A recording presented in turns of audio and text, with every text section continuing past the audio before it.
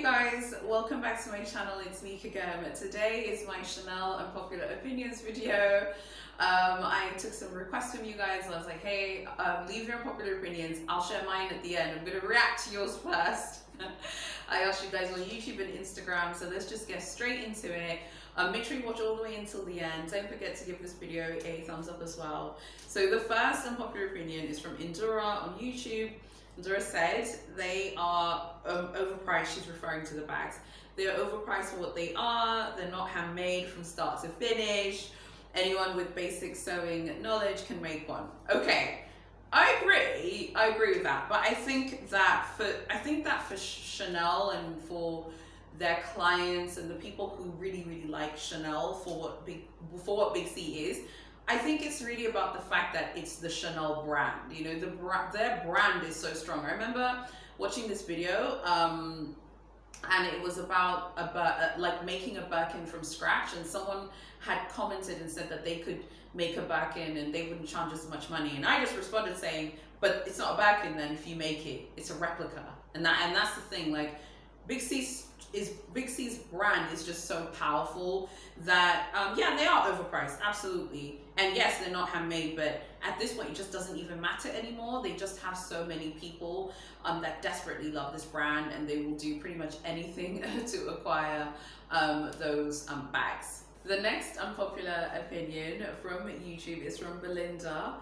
Belinda's saying, raise the prices again, make all the bags to order with a 10-month turnaround, drive people crazy. I mean, yeah, they are driving people crazy, and I think that is definitely part of their business model. Like, they want to make people like completely barking mad like over these bags and make people feel very insecure, because I feel like that's what the price increases do. They make people feel insecure because they just keep going up. Such a funny comment, I love that. Politics and Fashion said the classic flap is exorbitantly overpriced and lacks the craftsmanship to demand $8,000 to $10,000 US. Yeah, absolutely, completely agree.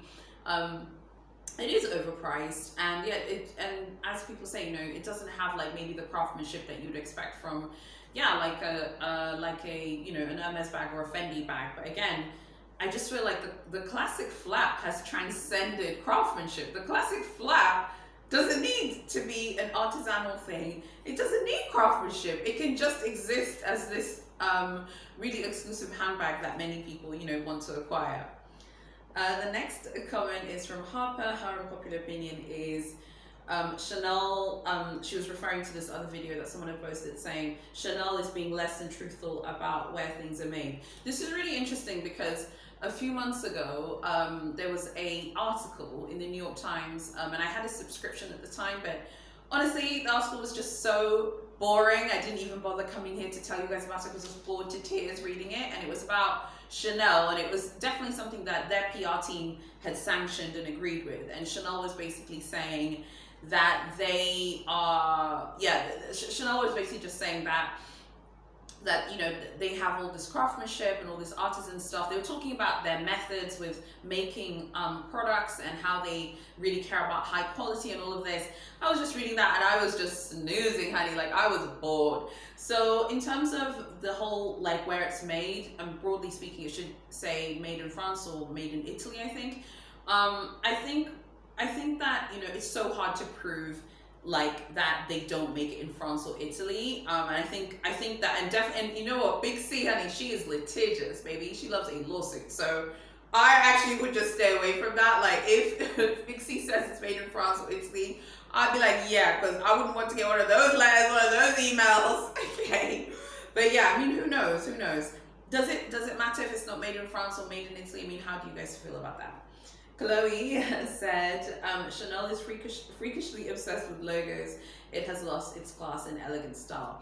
I definitely feel like the Chanel of Gabrielle Bonner Chanel, like those days are done. It's a wrap, honey, like it's over. I think one reason why they're obsessed with logos is because that's like what's selling right now. That's like what's mainstream right now for the brand. And people who like Chanel seem to really like seeing the double C's everywhere. And I'll definitely say, as someone, me, myself, and I, as someone who actually likes logos, I would say that I like logos, but I like them done in a fresh way. You know, I think this was Karl Lagerfeld's last collection. I think it was spring summer 2019. I think that was his last collection. I don't remember. The one with the jumper, the orange jumper, and I think there was a blue jumper, and it just said, it just had the double C's on it. Yeah, like even for me, someone who likes logos, even that, you know, is not good enough for me, and I need way more than that. The next unpopular opinion is from Melanie, also from YouTube. Melanie says, I don't understand how people can buy the same classic flap in 20 different colors. Okay, let me react to that first. Firstly, I don't understand that either, I must say. Although I feel like a lot of the people who do that, I think that they are the collectors that Chanel, at the moment, Chanel is having issues with, because Chanel doesn't want that either, I think. And I think if you're a collector, Chanel's not really interested right now. I personally do not understand how you could buy 10 classic flaps in different colors. That's just me though. If you want to go do that, you should go do that. And then Melanie says, classic flaps are boring and awkward when dressed down with jeans and t-shirts. This is really interesting because I've seen people discuss this before in groups and on Facebook and Instagram. I would say that when it pertains to this, the way I see it is like, it's your bag, you know, you should be able to dress the way you want. But I definitely feel like Chanel did not intend for the classic flaps and some of their seasonal pieces to be worn in a very casual way. I don't think that that is something that they intended. I don't think that's something that they personally like. I think this is one of the many reasons why the GST was discontinued, you know, because it was just like, they were just like, you know, people are wearing this, they're making our brand look really casual, and the house is not a casual house. It is it's quite a formal fashion brand. So I definitely agree with that. I still feel like people should wear their bags how they want, but I definitely feel like Chanel do not like it either, to be honest. Okay, the next unpopular opinion is from you guys. I'm going to react to it from Instagram.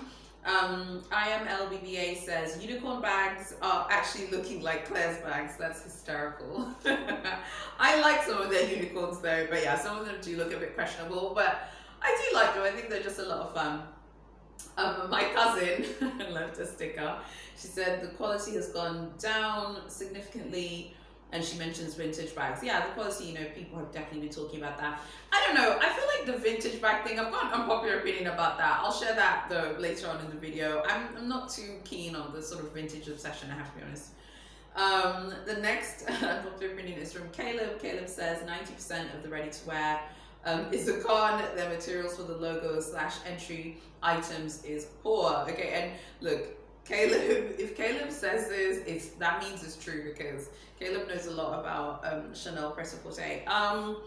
Yeah, I mean, I think that definitely I have also heard that from other people as well, that ready-to-wear used to be, the quality of their ready-to-wear was said to be like quite good, and then now it's also kind of declining, and you know, it's also just kind of going through its own thing. Chanel's really, like, people really have a lot of comments about the quality issues, and the fact that even the clothes, I feel like for me, I would be more upset about the clothes, you know, because the clothes are also so pricey. RRS _49 says quality is declining. You know, you kept it cute, you kept it, you get me, you just like quality is declining. Yeah, people really do feel like quality is declining. People are not happy about that. Belle Michelle says that the ready-to-wear jumpers and knits are tacky AF. Belle, you're cracking me up. Stop, okay? I love that. I think some of them are a hot mess. Okay, some of them do not look good. Okay, let's just be clear. Some of them look a mess.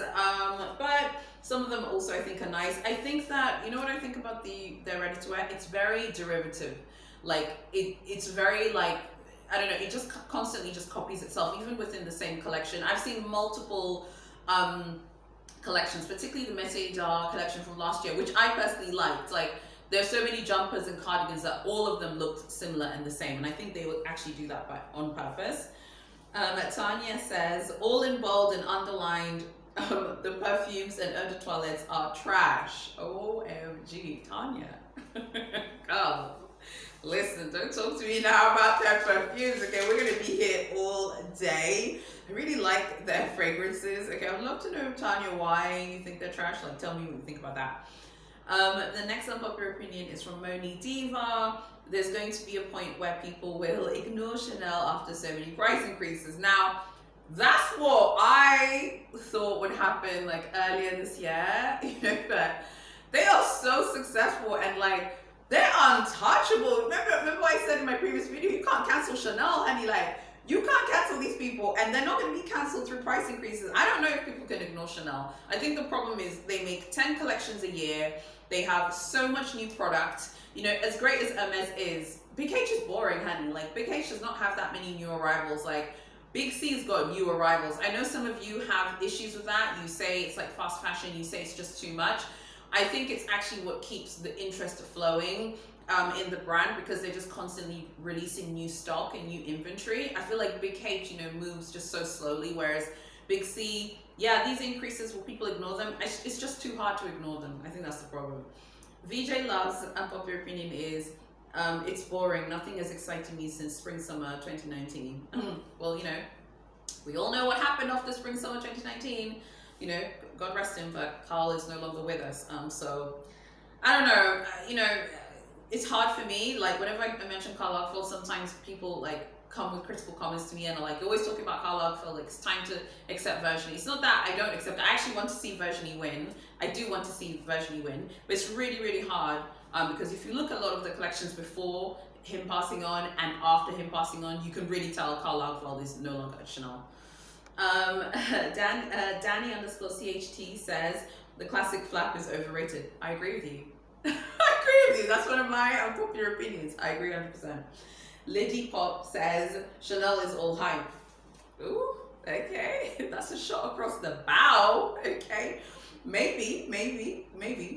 From Beige to Black says the company doesn't give an S how essays are pressured and overworked. This is really interesting because I've seen lots of people as well mention this same sentiment, like on the Purse forum, about how their essays are exhausted, they don't get that much support. It seems that essays at, like, even essays at Big H seem like they're better paid than the Big C essays. So that's an interesting comment, because I've seen many people mention that they're under incredible pressure to hit targets, particularly for ready to wear. And I've also been told that Chanel essays, like worldwide, bags don't count. So when they need to hit their numbers for the month, like the person who's constantly selling bags, that person doesn't have the clout in the boutique as an SA versus the person who's selling like ready to wear and selling, you know, fine jewelry and selling, you know, other bits and pieces, and of course maybe selling a couture piece.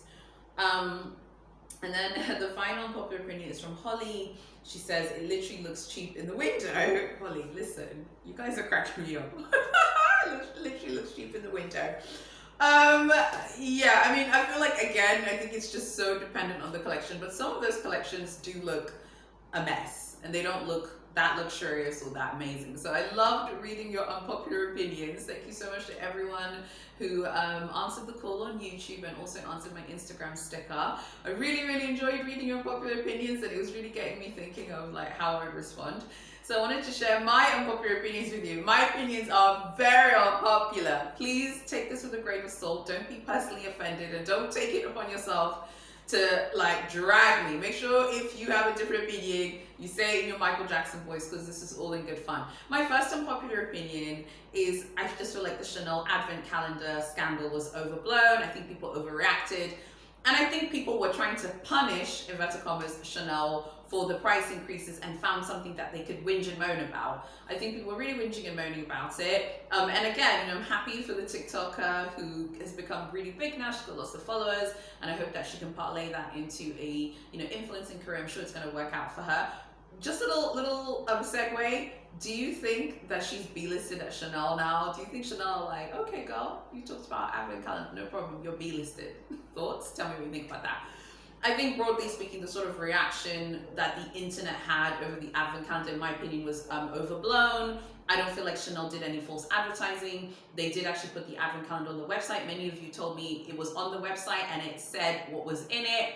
It's a luxury advent calendar. I don't really know what people expect. Do you expect to see, you know, the 22C handbags in there? Do you expect to see 22C vanity cases in there? I mean, I don't really understand what people were expecting, and I think people just kind of overreacted and went over the top, Some of you, didn't agree with my opinions because I did kind of share these opinions in a previous video, but I'm much more defined on it now. And some of you were like, oh, well, Chanel was pressed. Chanel had their feet to the fire. Chanel had to issue refunds. Listen. The other day, I was like, let me just go on their website to read the financial release one more time. This company, get ready for it, makes $800 million a month. Okay.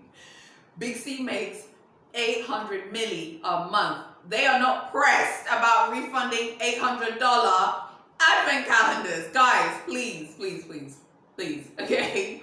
We all need to get with the program. Chanel are not pressed. They're not bothered. The next unpopular opinion that I have is about the classics. I think the classics are just boring to me. I think they look kind of dated. Sorry, I hate to say it. I think they just look dated. The only classic version that I like is the mini with the top handle. I don't know why, but I like that one. I think it's because it kind of, it's a mini with a top handle. It reminds me of a briefcase because of the top handle, and I like that. I like briefcases. I like things that have a businessy kind of look. There's something about that bag that looks quite businessy that I like. But yeah, I do think that the classics are boring. I think that they are a bit dated. It's just my opinion. I think they look great in those like super vibrant seasonal colors. I like them when they're seasonal. So I talked about that in the previous video, that the classics when they're seasonal. So like the bruised 21K classics that came in those like bruised color palettes and colorways. Those look really great. I think that there's some 22C classics that have a cloudy green colorway as well. You can just go and look at those pictures at your own will on Instagram. You can go search for them. I like those, but I just think that I don't know, they're just not interesting to me. They're not inspiring to me. Some of you were saying, oh, you might like them later. I have liked Chanel since I was 16 years old. I remember buying Vogue magazine in the UK and reading British Vogue and always looking for Chanel and looking for their ads in the print magazines and Vogue and Bazaar. I've loved Chanel since I was 16. I'm 35 now. I have never liked the classics. I didn't like them then. I don't like them today. My next popular opinion, I don't really understand the vintage obsession either.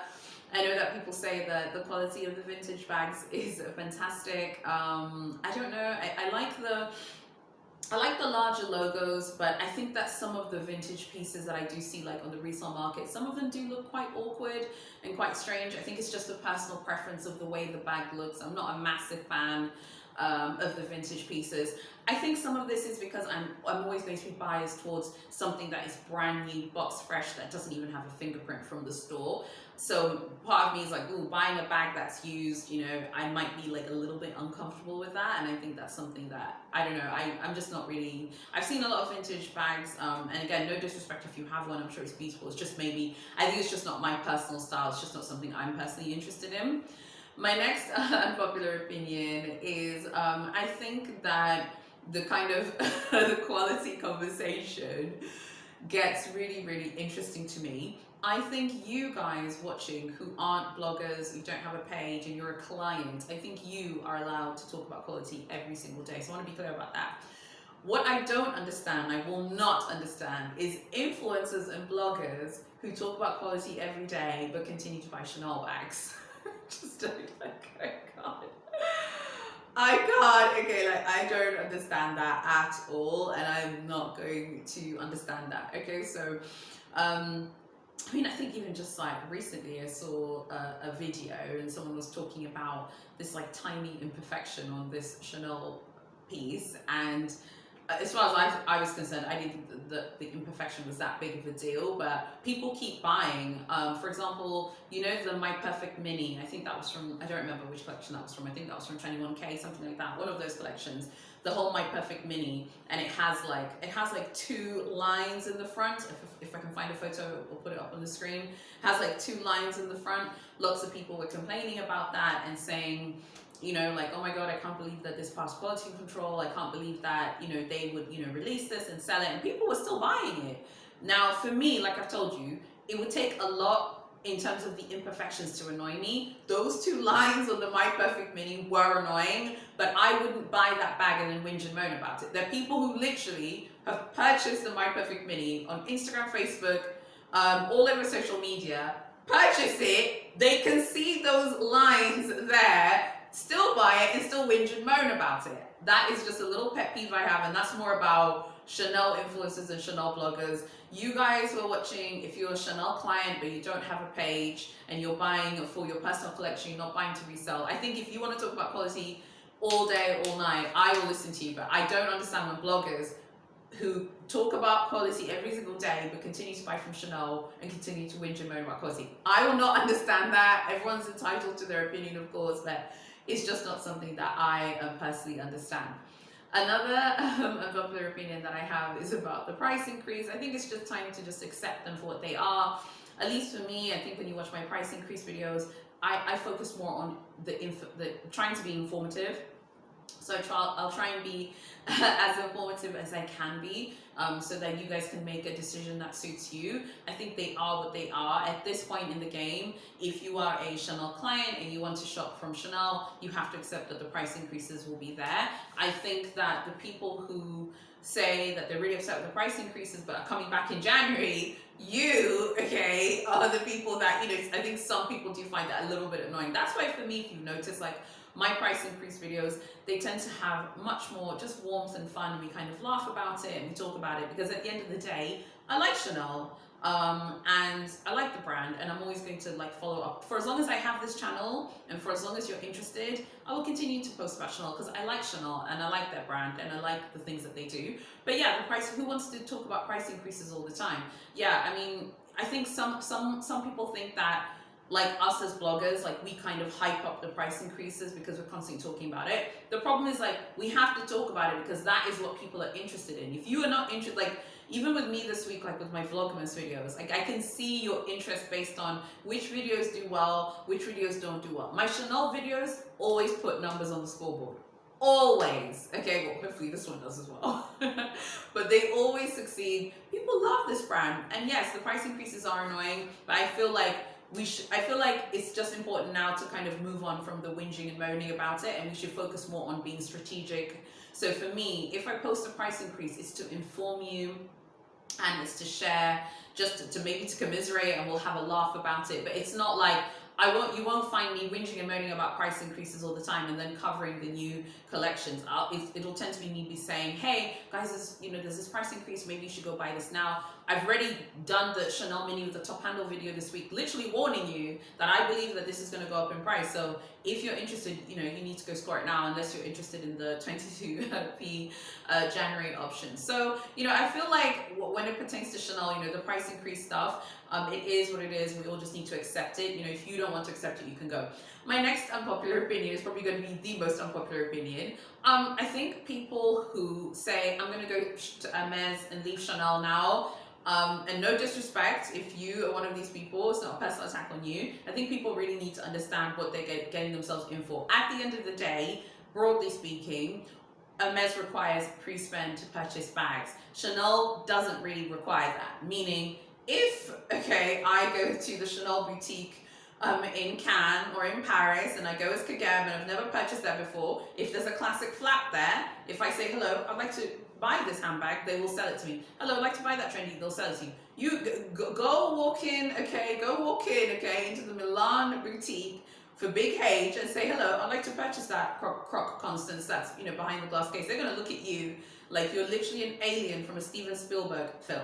They will look at you like, you don't speak English, you don't speak Italian, you don't speak earthly languages, you're an alien. So I feel like the whole, I'm going to go to Hermes and I'm ditching Chanel and whatever, I think, and no disrespect, I don't want to offend or hurt anyone's feelings, but I think people are also not being realistic, and I think it's important to be realistic. Virtually all Big H boutiques in the world require pre-spend. So this idea that you're going to walk in to Hermes and you're going to ask for a Kelly, or a Birkin, or frankly even a Constance, and you're going to be offered it, like that, it's not really realistic to the current situation. So whenever I was seeing those comments, when a lot of those price increase videos were out, a lot of people were like, well, I'm going, and I'm just like, well, first of all, where are you? Because if you're in Amsterdam, you're in Milan, if you're in Shanghai, you're in Singapore, you're not just walking in, to the Hermes store and saying, hello, I'd like to buy that back in 25. It's not going to happen.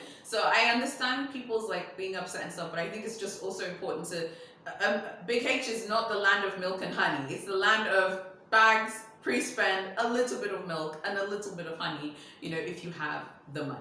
My next unpopular opinion is, I think that double V version, you know, I think double V should like be more out there. I've hinted to this in a previous video. A lot of people are like, no, it's okay, she's private. I don't think so. I think Chanel's just too big to have a designer who's quite private and doesn't want to like do interviews. Because I knew I was doing this video, so I just was searching for some clips of Karl Lagerfeld doing interviews in different languages because he was a polyglot. Okay, he can speak tons of languages.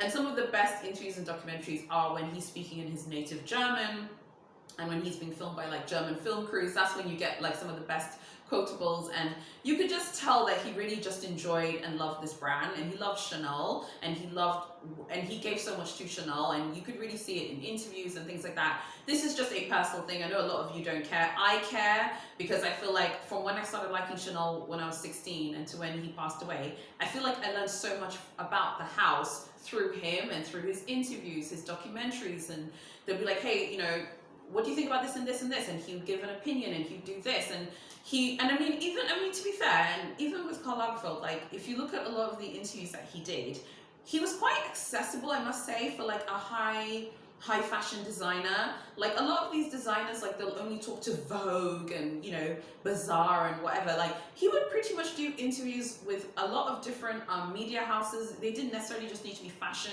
houses. He would do interviews. There's something, I can't explain it. There's something very,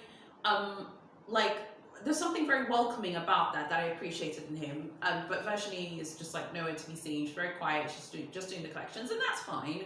That's completely fine. You know, the media part might not be her cup of tea, but I just miss that. And I know it's an unpopular opinion. You'll be like, oh, she doesn't need to do it. I feel like in the age of social media, you really do kind of need to be accessible. I like how accessible, even a bit before Virgil passed on, even Nicola and Virgil at Louis Vuitton, like, they were both quite accessible. They would do interviews. Kim Jones does interviews, you know, he's at Fendi and Dior. You know, you need to talk about the brand so that we can understand where your head is at. Not everyone has time to sit and watch, you know, a whole catwalk show full of looks. Some of us, I mean, particularly for me, like even before I had this page, one of the ways that I would like understand like what's popping is I would listen to the interviews that Karl Lagerfeld would do like after catwalk shows. At that time I was like really busy running my businesses. I did not have a lot of time to sit and go through every single look. Now I have this page, I make time to go through a lot of the looks like when I have time, but not everyone has time to sit and watch like the entire catwalk show. People are doing other things and are busy. And that was like the cool thing about those interviews, and feeling like you kind of understood what the designer was trying to do. I just feel like she is not about that, and I feel like it's a shame because I feel like we're just missing out on learning so much about what her vision is for Big C. Like I don't, to this day, and God rest him, you know, Karl Lagerfeld passed away in 2019, right?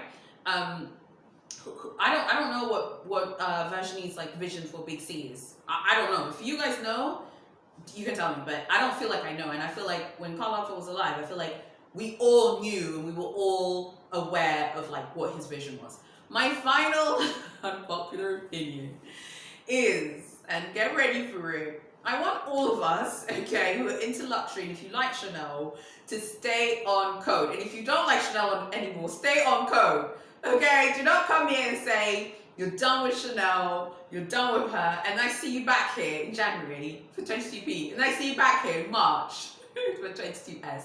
Stay on code, but be aware you're entitled to your own opinion. I'm part of a lot of Chanel groups on Facebook, and some of them are tyrannical in the inability to have a thoughtful, constructive opinion on what Big C is doing. I have been dragged by people on my own Chanel videos, and it's Chanel videos. It is never Hermes or Louis Vuitton or any other brand. It's always Chanel. People have even come for me like, well, what do you care, and why does that bother you, and all of this and this and this. Like, Chanel inspires. Chanel has intense loyalty amongst the faithful, you know, who really support this brand. I think just stay on code. If you're no longer interested in Chanel, make sure that you keep that energy in 2022. Don't come back here now in March and say, hey guys, I'm back. Okay? But at the same time, it's okay to have an opinion. It doesn't mean that you're a bad person, you know? I think a lot of influencers and bloggers are frightened about ruining opportunities. I've told you guys before, with me, I'm always going to be unfiltered and share my opinion in a thoughtful, hopefully, Michael Jackson voice way. I like the business stuff because I feel like that's stuff I understand, and I'm very interested in seeing what, you know, Big C will get up to for 2022. But generally speaking, at the end of the day, Chanel has many faults. But before I end this video, I want to say some things that Chanel have done that are great. And I mean this honestly. So one thing I must say that Chanel do that even other brands don't do that much. Chanel have a lot of diversity on the catwalk. Say what you want. Definitely in the past 3-4 years, I've noticed a massive change and a massive shift. And for that, they must be commended. I have to commend them for that. And I know they get a lot of stick for a lot of things, quality and this and this and that. But I must give them, you know, credit for that. And also, just broadly speaking, I think the fact that, you know, there is, okay, yes, they're definitely like limiting handbags, but you don't have to pre-spend. You don't need to spend the half of the cost of the bag like Big H in order to, you know, score a bag. You can still, generally speaking, walk into the store, as long as the bag is there, you should be able to purchase the bag as long as it's there. So I'd love to know what you guys think about all of my unpopular opinions. Oh, the next unpopular opinion I have that I almost just forgot is the kind of, like, you know, Chanel's bags are machine made. That's not going to change. You have to accept that. I think there is this like obsession with Chanel's bags aren't handmade. Yeah, they're not handmade. It's not going to happen, and they're never going to be handmade. I think Chanel's like, well, we can make way more money making bags that are not handmade. So why would they, you know, make handmade bags? So I feel like that's also something we need to accept and just kind of move on from now, because I feel like so many people are upset about the factory. The fact that their bags are factory made, but it is what it is. So tell me what you think of this Chanel unpopular opinions video. I reacted to some of your unpopular opinions. I'd love to know what you think about mine, okay? And it's cool. Let's just keep it on Michael Jackson voice, okay? Keep it nice and as cute as possible. I tried to keep things in my Michael Jackson voice in this video, okay? So I'd love to know what you think. So as I said, this is my Chanel long weekend. So tomorrow I have my Chanel backpack video, and then on Sunday I've got a bonus video. You guys, like, I'm so excited about my Paris trip. Like, I couldn't be happier. Whether I score an Hermes bag or not, it doesn't matter. I am so thrilled, so excited. I've been in the best mood today. Things have been going really, really great for me. Very, very happy and excited. My poor husband, Edwin, like, all he has to hear about is me talking about Paris every single day for January. So you don't want to miss out, because I'm going to have a lot of Parisian content for January. I'm going to be filming lots of videos, and I just can't wait for you guys to see them. And even now, while I'm still here in Tanzania, I still have, you know, lots of great content that I think you guys will love. So I really hope that you would subscribe to my channel and hit notifications. More of you are hitting notifications, but you really need to hit notifications like now, because sometimes right away YouTube will unsubscribe and like turn off your notifications like without even realizing. So please make sure you go do that. I couldn't be more excited. I've got so many exciting Chanel videos I want to film when I'm in Paris. I had an idea yesterday. I'm going to tell you about it now because I'm just too excited. I'm going to go to like Chanel Print Hump. I'm going to go to some of the like freestanding standalone boutiques and compare surface, and I'll see what stock is there. I'm going to tell you the stock I see in all of the Chanel boutiques that I visit. I don't know if I'll be successful to visit every single store, but I definitely want to visit Chanel Print Hump. I want to visit the Chanel on Faubourg as well, and of course I'd love to visit Avenue Montaigne. At least those three. Cambon is like so stressy. I feel like I need to visit Cambon for you guys for the channel, but we'll see how things go. But anyway, I am so excited about my January videos, my Vlogmas videos. So I really hope that you stick around and you also join the Facebook group. It's really getting lit there. Oh my gosh, like those of you who are in the group, you guys are ballers, okay? People are balling hard. So if you're a baller, join the group. Don't worry, like people are balling in there. People are doing big things in there. So make sure you also join the Facebook group. It's linked below. Thank you so much for watching. God bless, and I'll see you guys tomorrow in my next video.